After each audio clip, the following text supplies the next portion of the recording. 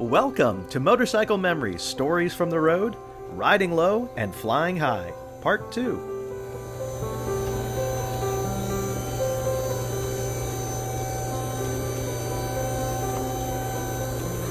Morning, sunshine.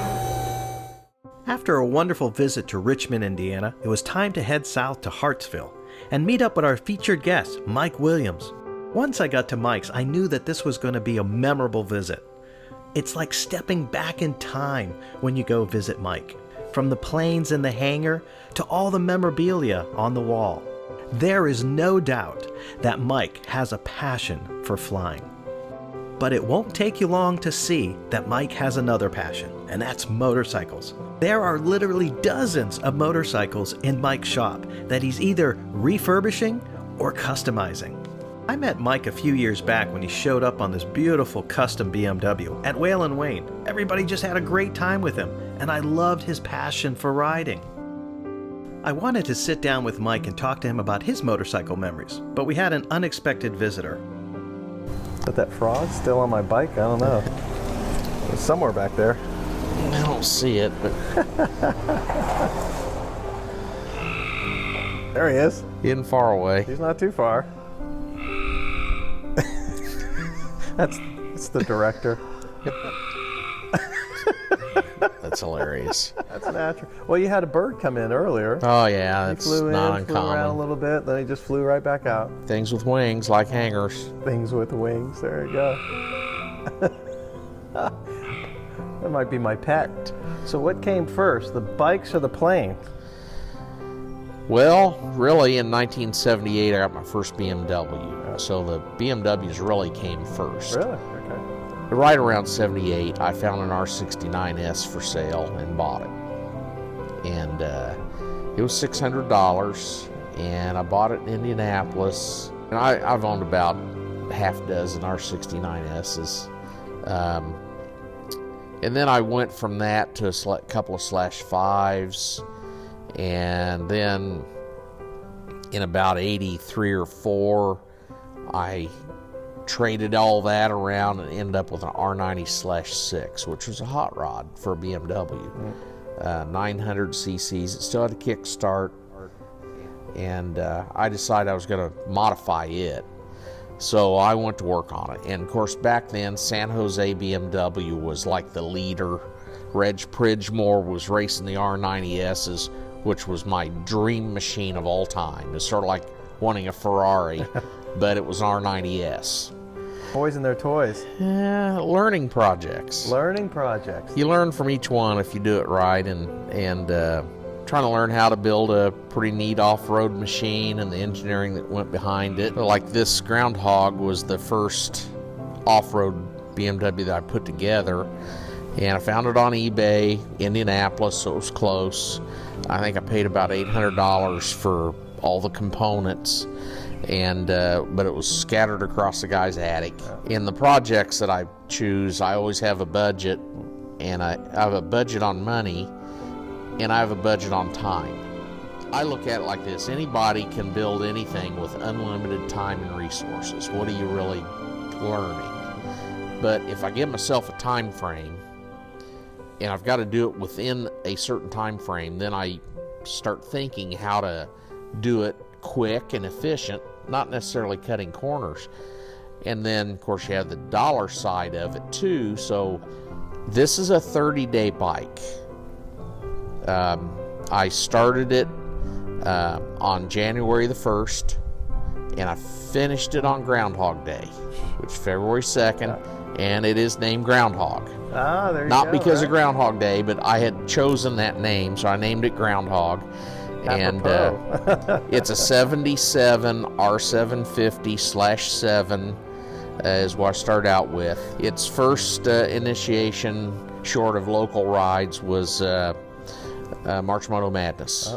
And I've just had a lot of fun. And then from there, it ended up in Hamburg at the MOA rally, where everyone got to see how bad of an off-road rider I was, but I was fearless on that ride. That's the one of you jumping, right? Oh yeah, I think I had maybe a couple of Red Bulls and 3 cups of coffee, and it was 105 degrees in the helmet But anyway, I had fun.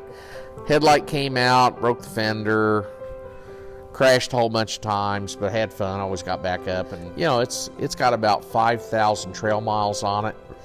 And I gotta say, if there was wood to knock on, I haven't put a wrench on it since I built it. Like I said, these are learning processes. Yeah.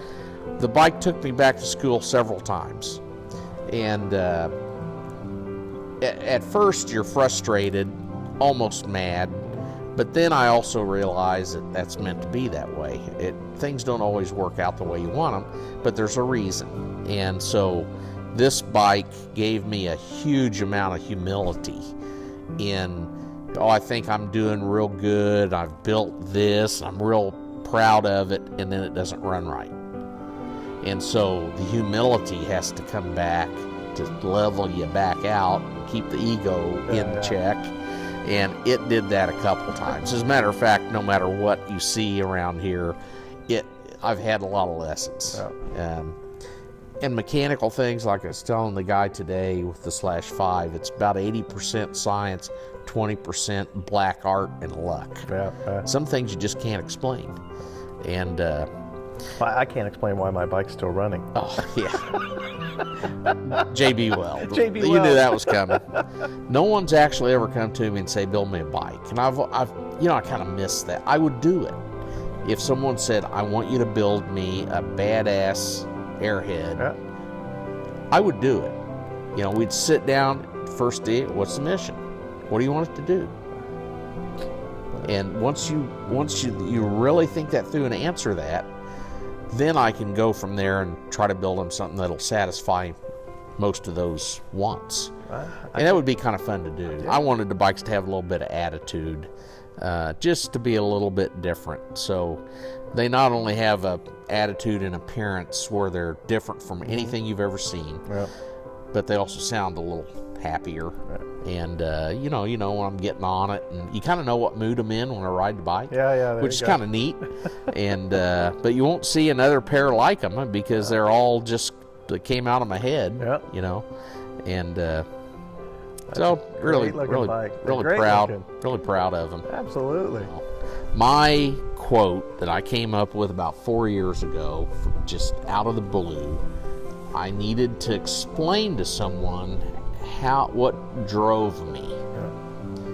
And ingenuity is endless when driven by passion. Passion drives you to do all kinds of, bad things, good things, love affair, whatever. Passion is the most powerful thing the human mind has. And if you have passion about something and really focused on passion about BMWs, then ingenuity is driven by that. And you can do all kinds of stuff. Even rally riding or off-road riding, if you have that passion, you're going to be real good at it. So that was my 2 cents worth on that. And none of this would happen if it wasn't for Mamie. 38 years, been married. She doesn't even know how many bikes we have. She doesn't care. As long as there's food on the table, she doesn't say a word. Well, and she helps you every once in a while, too. You got a picture of her spraying my R90/6 frame. And the GS trailer, she put all the graphics on that, helped me get it all lined up, and has done that for years. Just, we'll come out and help, you know. And but always brings a sandwich or something to eat. Speaking of food, what do you think? We're getting there? I think it's Taco Thursday. Taco Thursday. For dinner, we headed out to a local venue where Mike enjoys listening to traveling bands when they come through town. As a matter of fact, Mike's son, who's an orthopedic surgeon, plays host a couple times a year to these traveling bands. We had a great night listening to the band.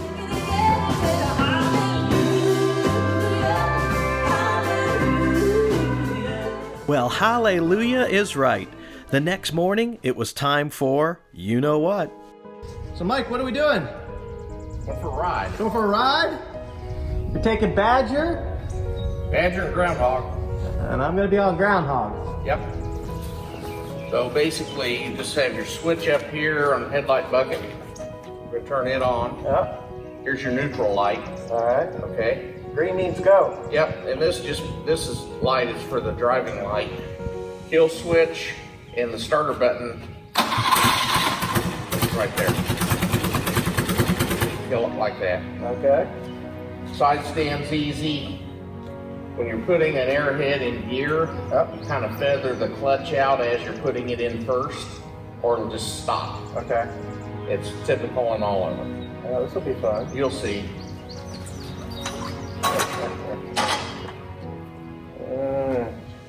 You're ready to go. And what were those instructions again? Top of the toggle button. Which button? There you go. Oh. Well, that sounds good.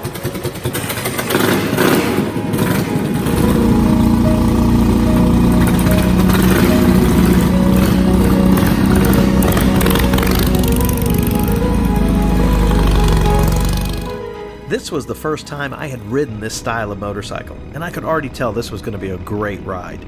Now, I bet you didn't know, but Mike is a two-wheel yoga master.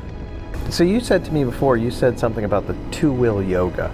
A couple of years ago, I got back from a ride, probably at Wayland Wayne's or Stolen Pig or somewhere, and I felt just really good, and I felt relaxed, and I thought, why?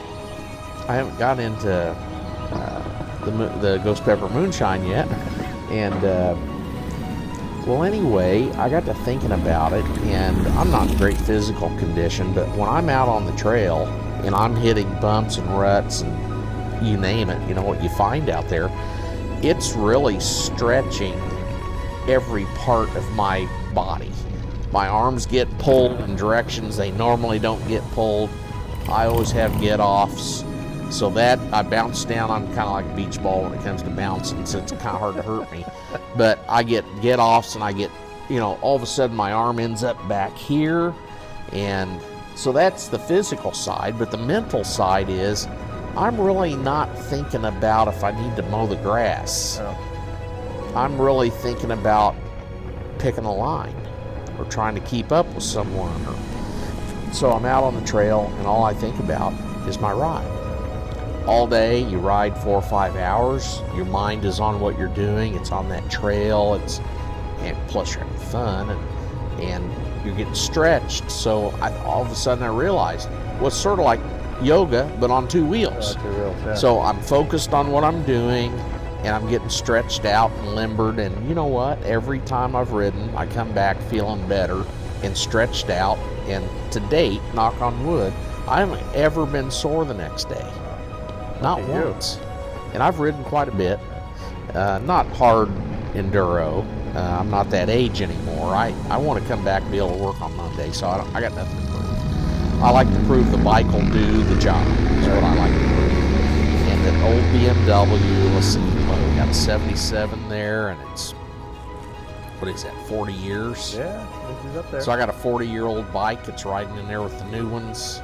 And that's kind of fun for me. But two-wheel yoga, and I believe there's a lot to be said for that. After a great day of riding, it was time for a treat. And that sign says it all, homemade ice cream. What a great way to end a day. Thanks, Mike, for letting me ride Badger and Groundhog. I had a blast. After our delicious ice cream, we headed back over to Mike's. Mike wanted to check out the airstrip. It had rained earlier in the day, so he wanted to see the conditions of the runway. Well, it didn't take us very long to realize that it was pretty wet out there. It was definitely going to take a couple hours before the runway would dry out. All I knew is I was really excited to go flying high with Mike in his 1940 Tiger Moth biplane. But we're not taking off on a muddy, wet runway, so this is going to be a long couple hours to wait. Unfortunately, the weather can change in a couple hours, and Mother Nature had some different plans than us going flying. Well, we definitely had a weather delay, and it looks like we'll have to wait until part 3 to go flying.